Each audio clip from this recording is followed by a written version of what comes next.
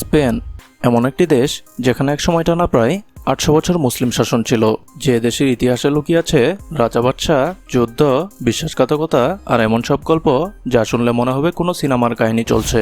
কিন্তু জানেন কি, মাত্র ১৩ কিলোমিটার সমুদ্রপথের উপরেই রয়েছে আফ্রিকা। এত কাছাকাছি হয়েও দুই দেশের মানুষের জীবনযাত্রার মধ্যে আকাশ পাতাল পার্থক্য। আজকের ভিডিওতে আমরা জানবো স্পেন সম্পর্কে এমন কিছু তথ্য যেগুলোর হয়তো অনেকগুলো আপনি আগে কখনোই শুনেননি। ভিডিওটি মনোযোগ দিয়ে দেখবেন, কারণ এই ভিডিওর মধ্যে রয়েছে এমন একটি তথ্য যেটি নিয়ে থাকবে আজকের একটি ছোট্ট কুইজ। দেখা যাক আমাদের দর্শকদের মাঝে কতজন সঠিক উত্তরটি দিতে পারেন। তাহলে চলুন ভিডিওটি শুরু করা যাক। ইউরোপের দক্ষিণ পশ্চিম প্রান্তে আইবেরীয় উপকূলে অবস্থিত স্পেন ইউরোপের অন্যতম সুন্দর, সমৃদ্ধ এবং ঐতিহাসিক দেশ।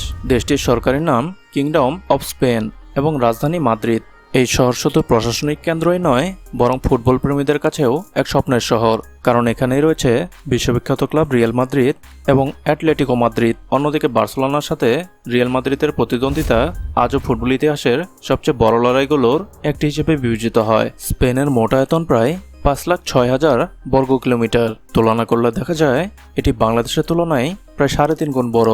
কিন্তু অবাক করার বিষয় হলো, এত বড় দেশ হওয়া সত্ত্বেও এখানকার জনসংখ্যা প্রায় ৪,৯০,০০,০০০, অর্থাৎ বাংলাদেশের তুলনায় জনসংখ্যা প্রায় ৩.৫ গুণ কম। ফলে জনসংখ্যার চাপ অনেক কম, আর শহরগুলো তুলনামূলকভাবে অনেক বেশি পরিকল্পিত ও প্রশস্ত। অর্থনীতির দিক থেকেও স্পেন বিশ্বের অন্যতম শক্তিশালী দেশ। আন্তর্জাতিক মুদ্রা তহবিলের সাম্প্রতিক তথ্য অনুযায়ী দেশটির মাথাপিছু আয় প্রায় ৩৬,০০০ মার্কিন ডলার, অর্থাৎ একজন গড় স্প্যানিশ নাগরিকের আয় বাংলাদেশের একজন মানুষের তুলনায় প্রায় ১৩ গুণ বেশি।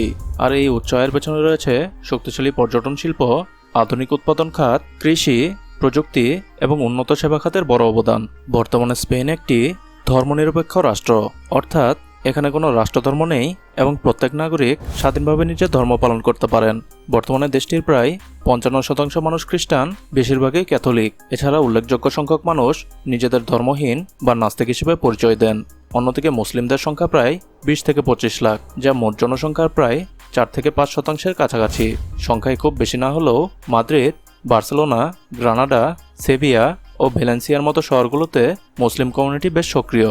তবে স্পেনের ইতিহাসে মুসলিমদের অবদান অনেক গভীর। ৭১১ সালে সেনাপতি তারেক ইবনে জিয়াদ জিব্রাল্টার প্রণালী অতিক্রম করে এই ভূখণ্ডে প্রবেশ করেন। এরপর শুরু হয় মুসলিম শাসনের এক নতুন অধ্যায়, যা টিকেছিল প্রায় ৮ শতাব্দী। এই দীর্ঘ সময় স্পেন শুধু ইউরোপ নয়, পুরো বিশ্বের জ্ঞান, বিজ্ঞান, চিকিৎসা, গণিত এবং স্থাপত্যের অন্যতম কেন্দ্র হয়ে উঠেছিল। আজও গ্রানাডার আলহামরা প্রাসাদ কিংবা কার্ডোবার ঐতিহাসিক স্থাপনাগুলো সেই গৌরবময় ইতিহাসের নীরব সাক্ষী হয়ে দাঁড়িয়ে আছে। নারীদের স্বাধীনতার দিক থেকেও স্পেন ইউরোপের অগ্রগামী দেশগুলোর একটি। এখানে নারীরা শিক্ষা, ব্যবসা, রাজনীতি, বিজ্ঞান, ক্রীড়া প্রায় প্রতিটি ক্ষেত্রেই পুরুষদের সাথে সমানভাবে অংশগ্রহণ করেন। একা ভ্রমণ করা, উচ্চশিক্ষা নেওয়া কিংবা নিজের পছন্দের পেশা বেছে নেওয়া, এসব বিষয়ে এখানে খুবই স্বাভাবিক। কর্মক্ষেত্রেও নারীদের অংশগ্রহণ অনেক বেশি, আর আইনগতভাবেও তাদের অধিকার বেশ শক্তভাবে সুরক্ষিত। এবার শুনুন স্পেনের কয়েকটি অবাক করা তথ্য। জানেন কি, পৃথিবীর যেসব দেশের জাতীয় সঙ্গীতে কোনো কথাই নেই, স্পেন তাদের মধ্যে অন্যতম।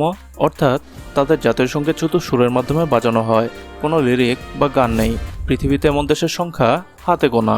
আর একটি মজার বিষয় হলো, অনেকেই মনে করেন ইতালি বিশ্বের সবচেয়ে বেশি অলিভ অয়েল উৎপাদন করে, কিন্তু বাস্তবে বিশ্বের প্রায় অর্ধেক জলপাই তেল উৎপাদন হয় স্পেনে। তাই অলিভ অয়েলের রাজধানী বলা হলে সেই সম্মান স্পেনেরই প্রাপ্য। শুধু তাই নয়, ইউনেস্কোর ওয়ার্ল্ড হেরিটেজ সাইটের সংখ্যার দিক থেকেও স্পেন বিশ্বের শীর্ষ দেশগুলোর একটি।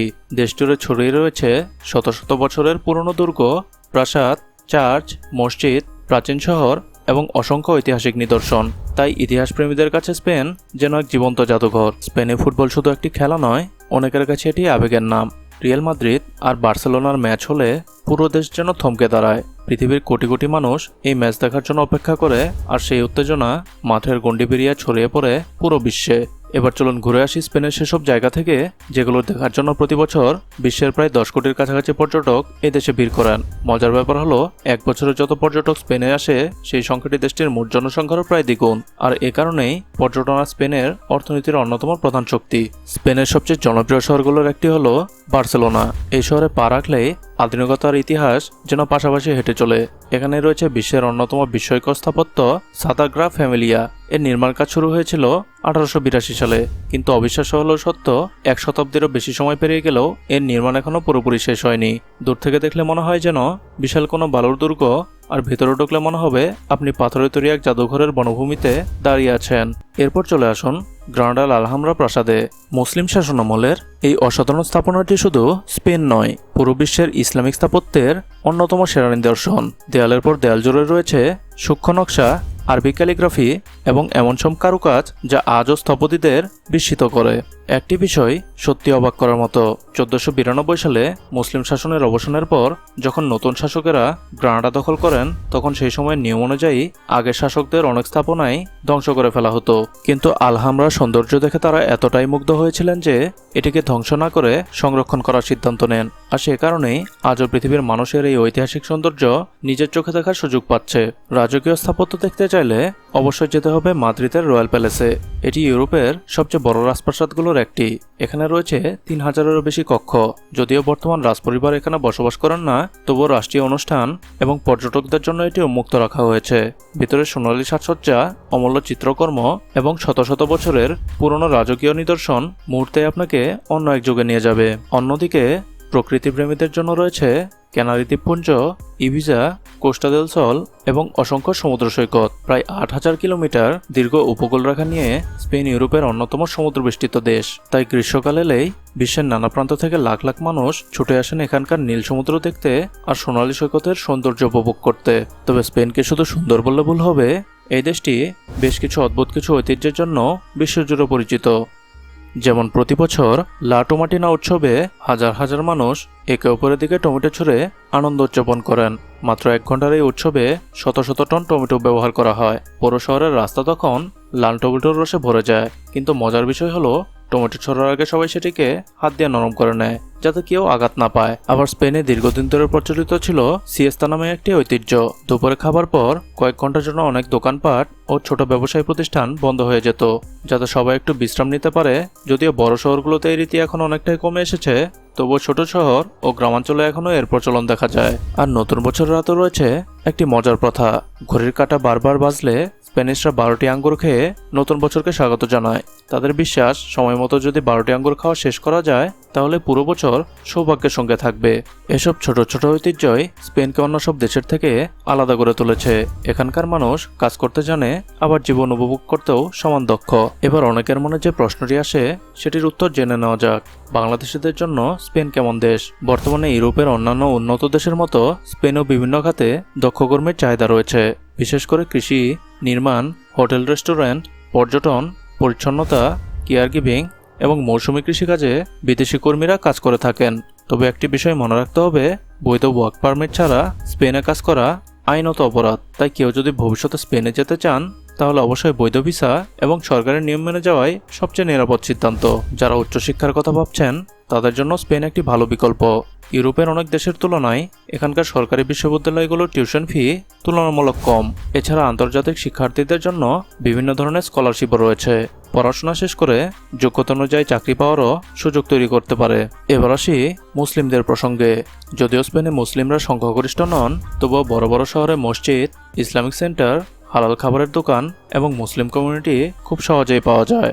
বিশেষ করে মাদ্রিদ, বার্সেলোনা, গ্রানাডা, কার্ডোবা এবং সেভিয়া শহরে মুসলিমদের উপস্থিতি বেশ ভালো। রমজান, ঈদ কিংবা অন্যান্য ধর্মীয় অনুষ্ঠানেও তারা স্বাধীনভাবে পালন করে থাকেন। তবে এটাও সত্য, স্পেন একটি আধুনিক এবং ধর্মনিরপেক্ষ দেশ। তাই এখানে জীবনযাত্রা বাংলাদেশের তুলনায় অনেকটাই ভিন্ন। পোশাক, সংস্কৃতি, সামাজিক জীবন এবং ব্যক্তিগত স্বাধীনতার ক্ষেত্রে পার্থক্য চোখে পড়ার মতো। তাই সেখানে বসবাস করতে চাইলে স্থানীয় আইন, সংস্কৃতি এবং সামাজিক নিয়মকানুনকে সম্মান করেই চলতে হয়। সব মিলিয়ে স্পেন এমন একটি দেশ যেখানে একই সঙ্গে দেখা যায় হাজার বছরের ইতিহাস, মুসলিম সভ্যতার স্মৃতি, আধুনিক ইউরোপীয় জীবন, ফুটবলের উন্মাদনা, অসাধারণ প্রাকৃতিক সৌন্দর্য এবং সমৃদ্ধ অর্থনীতি। তাই একবার স্পেন ভ্রমণ করলে সেই স্মৃতি অনেকের মনে সারা জীবন রয়ে যায়। এবার সময় হয়ে গেছে আজকের কুইজের। প্রশ্ন হলো, স্পেনের জাতীয় সঙ্গীতের সবচেয়ে ব্যতিক্রমী বৈশিষ্ট্য কি? এ, এটি পৃথিবীর সবচেয়ে পুরনো জাতীয় সঙ্গীত। বি, এতে কোনো কথার উল্লেখ নেই, শুধু সুর রয়েছে। সি, এটি বছরে একবার পরিবর্তন করা হয়? আপনার উত্তরটি অবশ্যই কমেন্টে লিখে জানাবেন। আমি আপনাদের সকল কমেন্টের উত্তরই পড়ে থাকি। আর ভিডিওটি যদি আপনার ভালো লেগে থাকে তাহলে অবশ্যই একটি লাইক দিয়ে আমাদের জানিয়ে দিন। আপনার মতে স্পেনের সবচেয়ে অবাক করা তথ্য কোনটি ছিল সেটিও কমেন্টে লিখতে ভুলবেন না। আজকের মতো এখানেই বিদায় নিচ্ছি। দেখা হবে নতুন কোনো দেশের নতুন কোনো অজানা গল্প এবং নতুন একটি তথ্যবহুল ভিডিও নিয়ে। ততদিন পর্যন্ত সুস্থ থাকুন, ভালো থাকুন। আল্লাহ হাফেজ।